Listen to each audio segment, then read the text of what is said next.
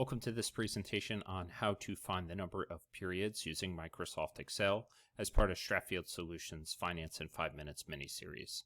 What we're going to do here is we're going to solve a basic finance problem. In this case, it's going to be how long does it take a particular amount of money to double?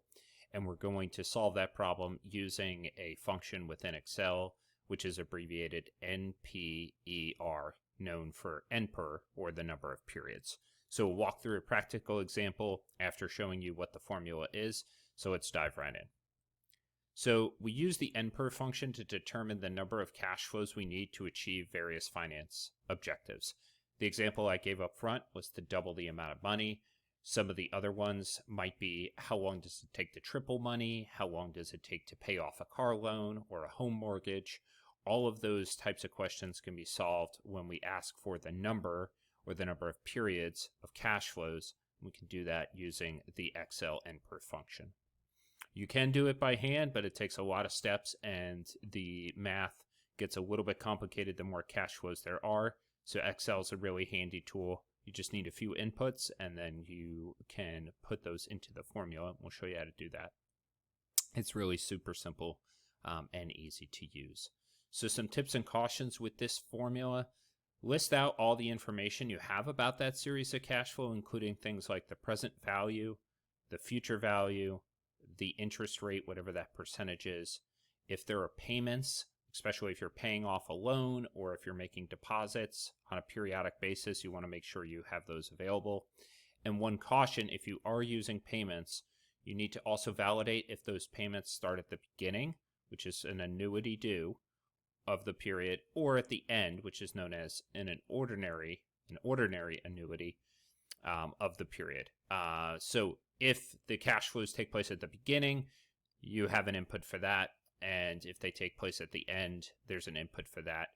Excel defaults this function to the end of the period, hence why it's called an ordinary annuity, because most of the time that is the case with these types of problems.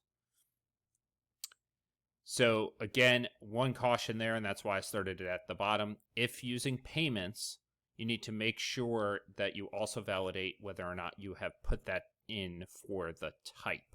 The type is the last piece of information you need in this formula, but since it just carried over from the previous slide, it made sense to make that call out here.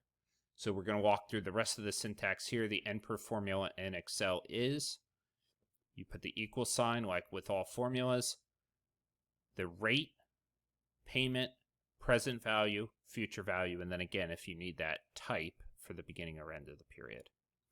The rate is the discount rate you wish to use, and you'll enter that in as a percentage or decimal. So let's jump into Excel, and I'll show you how to finish the problem.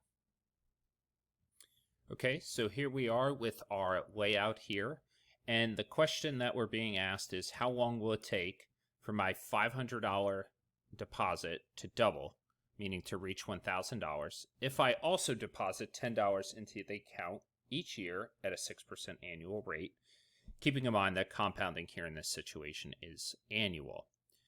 So what I've done, like I mentioned in the earlier slide, you want to lay out the information that you have available to you. Present value, future value, 500 and 1,000, I want this to double.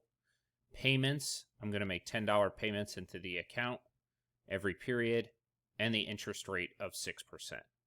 I've put this box down here, and again, referencing the formula we're going to use, which is the NPER, so equals NPER, open the parentheses. The first argument it asks for is the rate, which we have available as 6%, comma, the payments that are going into the account. Now, one of the things I like to teach my students is when you are thinking about cash flows, if the money is going out of your hand into an account, you should put it in as a negative. Since these payments are being deposited in, I'm going to put a negative sign before the payments. The present value is also going to be in that same format. I need a negative sign because the funds are not with me. They're going into this account. But the future value will stay as a positive because that cash is going to come into my hand at the end. I didn't say about any when the $10 was going to go into the account, so I can either leave the type blank or I can put a 0, which you see that once I've put the comma in here, Excel has popped up the two choices.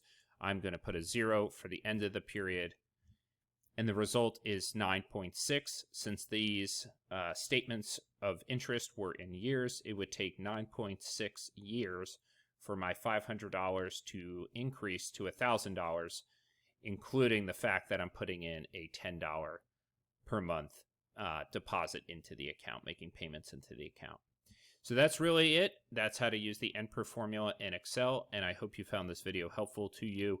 You can check out more by subscribing to our channel and making sure to give the video a thumbs up, and we hope to see you in another Stratfield Solutions video soon. Take care.